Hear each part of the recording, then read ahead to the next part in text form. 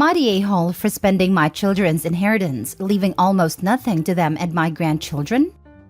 What you are about to read is a recent cause of emotional distress for me, regret, and I'm doing this post with the help of my colleague and a son whom insists I'm doing the right thing. I'm 63 years old. I took advantage of better times, financially speaking, and managed to get enough money to save, have a good retirement, and leave a good inheritance for my children. However, their actions in recent years has broken my heart. My oldest daughter is a lawyer, married to an attorney. I have another son who is also a lawyer, a third one became an engineer, and the youngest, who is a salesman. I have been a smoker for many years, and a predictable outcome has finally caught me, so I may not have many years left. After knowing this, my children began stabbing each other's backs, trying to get their inheritance earlier.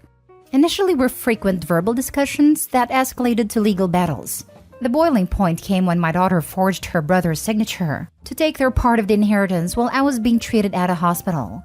Now, none of the siblings can see each other in the eye and only talk through lawyers.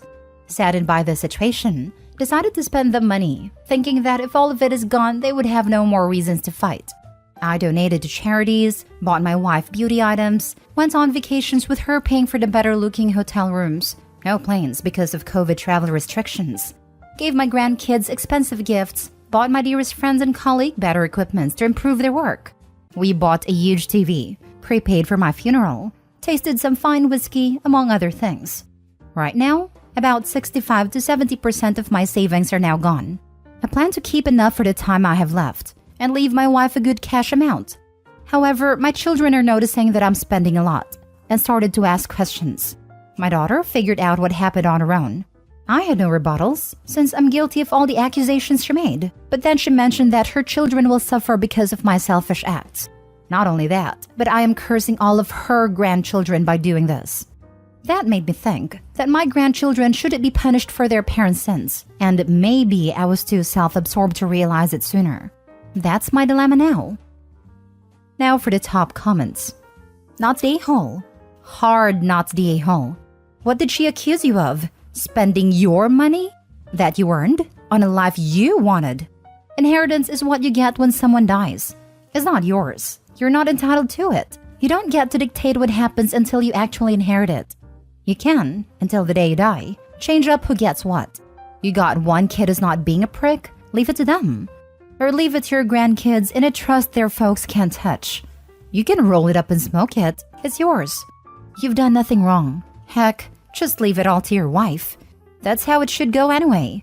And I'm sorry you're at this point, man. The big C sucks, assuming that's what you meant. This, OP, the money's yours. You were never under any obligation to leave an inheritance. You've saved it for your entire life, and you get to spend it however you wish. No further conversation needed with your kids. Not the a-hole. Okay, but I do suspect OP is seriously underestimating the potential cost of his wife's elder care. That can be years or decades of mind-boggling expenses, especially if she has to hire someone to do the administrative piece of it because her kids are too backbiting and spiteful. OP, I'm sure your wife appreciates that you're making her final years with you pleasurable. But assuming she isn't facing the same relatively quick decline, from physically self-sufficient to dead that you presumably are, you owe her some degree of pragmatism too. Are you saying an attorney, lawyer, engineer, and a salesman can't provide for their children and have to rely on inheritance? Tell them it's your money, and ultimately you aren't responsible for their grandkids' future, and they should be saving up for them. Tell your kids to jog off and do one. It's because they are spending all their money on lawyers to squeeze blood from Iraq. These kids are ridiculous. OP is not the a-hole. Not the a-hole. When will kids learn that they are not entitled to any inheritance? This sense that you're owed money from your parents or grandparents is obscene. If people want to leave awesome to a loved one, that's fine. But no one is entitled to it. I received a large inheritance. I would give it all back to have my dad again. Next story. Am I the a-hole for telling my 18-year-old daughter she needs to get a job or go to college even though she has a toddler? I have two daughters, April, female 18, and Jade, female 15. I'm a single mom. April and Jade's dad and I got divorced around 13 years ago as he was having an affair. And he's never been in the picture for either of our girls after that. When April was 16, she unexpectedly got pregnant. I took her to counseling to help her organize her thoughts and figure out what she wanted to do. And April decided she wanted to keep the baby. The pregnancy and birth went smoothly, and now I have a grandson, Ollie, male too. The father is involved, but he and April are no longer together. Ollie stays with his dad every weekend, and the dad's parents give April money to go towards Ollie's expenses. Earlier this year, April graduated high school. She's been taking care of Ollie during the week, but other than that, she hasn't been up too much. She keeps saying she'll start looking for a job, but hasn't even started writing her resume. Besides taking care of Ollie, she just sits at home watching TV. On multiple occasions, April has tried to leave Ollie with Jade so that she can go out partying, which has led to huge arguments. Last week, I talked to April and I told her that she needs to get a job or go to a local community college, and that'll foot the bill for any childcare she needs for it to happen. I told her she needs to get a job or go to college in order to stay here. April got upset and said that she doesn't want a job or go to college. She said she just wants to be a mom. She told me it can wait until Ollie starts school. I told her no, and that she needs to start something so that she can support herself and be an independent adult. April said I'm being unreasonable and that these things can wait until Ollie's in school full-time. She said that I'm asking her to damage him and that he needs his mom. It's not that I don't want April and Ollie here. I love them both. I just think I'd be setting a bad precedent by allowing April to continue to stay with me with no job and no education in the making. Not the a-hole. Your daughter had a baby and needs to understand, full stop, that she doesn't just get to be a mom. She's single and living at home with her own mother. She's being unreasonable, selfish, and lazy to expect you to support her while she lazes around unemployed until her child gets to school age. Yep, what she really needs is a part-time job and part-time school. I hope his offer to pay for all childcare is too generous in my opinion. If she's old enough to have a baby and decide to keep it, she's old enough to start contributing to the household and her own future. She needs to learn to take care of herself and her baby financially. And she's not going to learn that by staying home all day playing house under mommy's roof without having any real-world experience. Not the a-hole, OP. Not the a-hole. Your daughter has a 2-year-old child yet act like one herself. Teen pregnancy makes me so sad. Yep, she chose to keep this child, so time for her to grow up and take responsibility for him. It doesn't matter what her friends are doing. Her childhood ended when she had a baby. Yep, that 16 and Pregnant show really glamorized ruining your future and a chance of being famous for doing nothing. Not the a-hole. April needs to work to support herself, and she's just wasting time that could be used either to work herself up in a job or to get educated. I would tell her, sure, I'd love to sit around and watch TV all day too, but it's a good thing for you that I don't. Let me be clear, I'm not asking. You aren't unique. Single moms everywhere go to work to support their kids. Ollie will just be fine. Also, since you're acting like a child, I'm banning you from the TV. Also, Jade will be paid to babysit. If you can't afford her, then don't ask her. You need to own up to your responsibilities. Opie needs to start stepping in and advocating for her other daughter to not be taken advantage of as a free babysitter. Next story. Am I the a-hole for asking my pregnant girlfriend to pay for or replace my meal because she ate all of it? I'm 26 male, been with my girlfriend 29 female for going on 2 years. Before we ever met, she and her sister had been working on her being a surrogate for her sister and her sister's husband. Global things delayed that. We talked about her agreement before we got together and now she's pregnant for them. She's staying with them for now, but she comes over to my place frequently to spend time with me when she's free. It's not so bad, but either she raids my kitchen or she complains nothing looks good and wanted me to keep some of her eventual cravings on hand. My parents came to visit me and asked me if I wanted them to pick anything up for me on their way. They had to pass one of my favorite restaurants to get here, so I said yes. They showed up. We visited with each other. I ate a little bit of what they bought me since I wasn't really hungry yet, and put the rest in the fridge for dinner that night. My girlfriend wound up coming over for a bit after they left. She got hungry and wanted a snack, and came out with a container I put my leftovers in and goes, "Can I have some of this?" I told her yes. She came back with a plate and she didn't take some of it. She took all of it and put all kinds of stuff on it, so we couldn't even share. I told her that I said she could have some, and she just ate all of what I intended to have for dinner. So I asked her to either send me money to pay for so I could go get some myself, or she could make the drive and get me another order. She didn't want to drive that far, and she didn't think she should have to pay me anything. I told her she should, because it would just be nice of her to do since I get she gets cravings. But it's not like she's pregnant with my kid or we live together. She left at that point. Left half the food uneaten, and I wouldn't eat it because of what she put on it. A couple hours later, my mother called. My girlfriend texted her about what happened. My mom gave me an earful about how I have no idea what it's like for my girlfriend right now, and I need to be supportive and let things go. Now for the top comments. Not the a-hole, regardless of how special the meal was, or your willingness to share it, or how much it cost you, or whatever her condiments did to his palatability. She didn't think anything about taking your whole dinner and not replacing it. Then she used her pregnancy as the excuse. You don't live together, so I'm guessing you don't share expenses or grocery shopping. It's not the norm that all food is automatically shared food.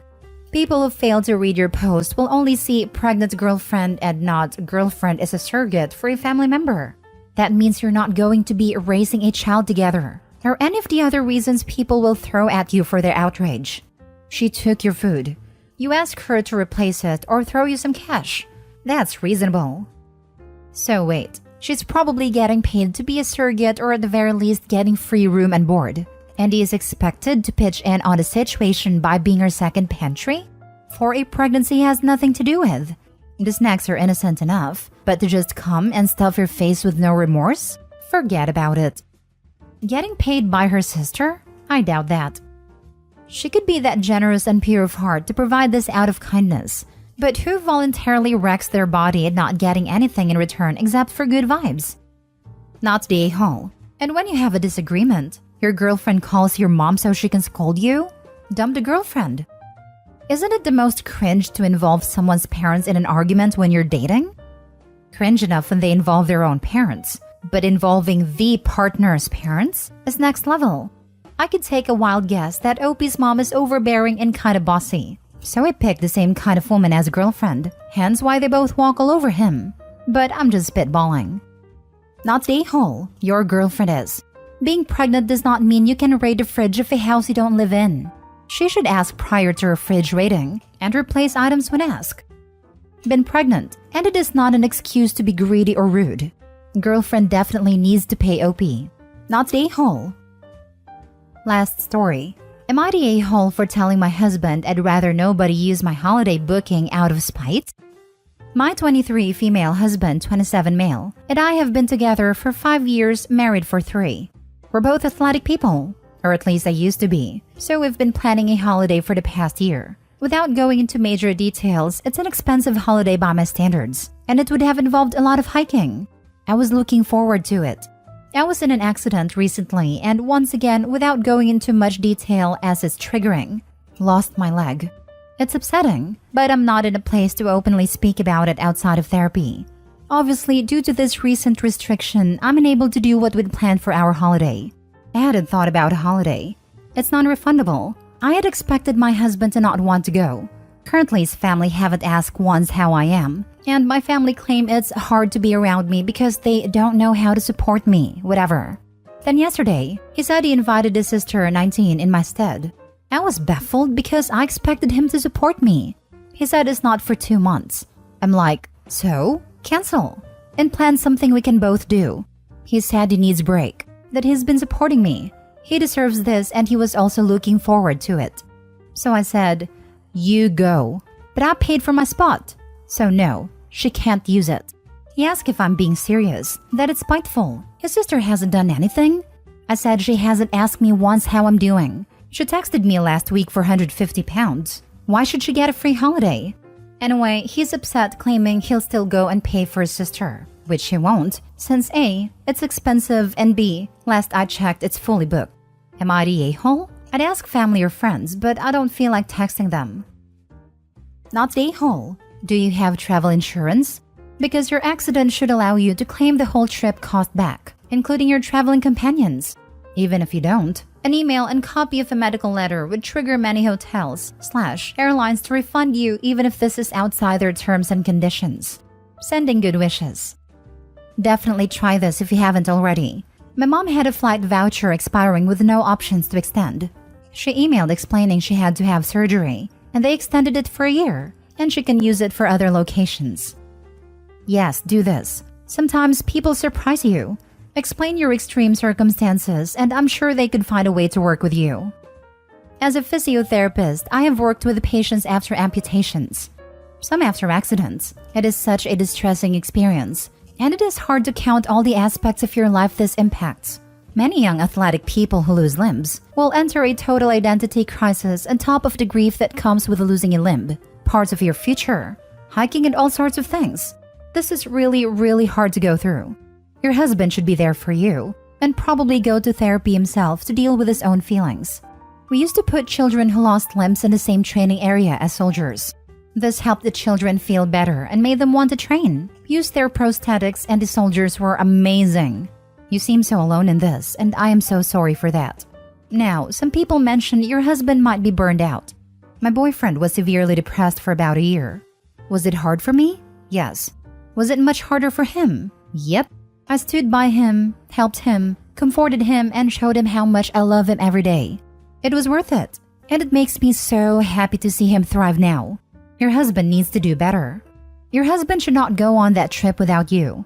Some might say that you could be the bigger person and be happy for him and his sister enjoying said trip, but you lost your leg.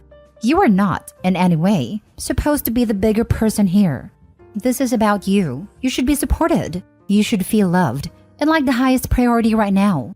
Your feelings are so valid, and the things you are going through are immensely hard. You are doing pretty awesome, I think, and I hope you get the help you need. It will get better, but it can take time, and that is okay. Not the a-hole. You have experienced something very traumatic. Things should be about you at the moment.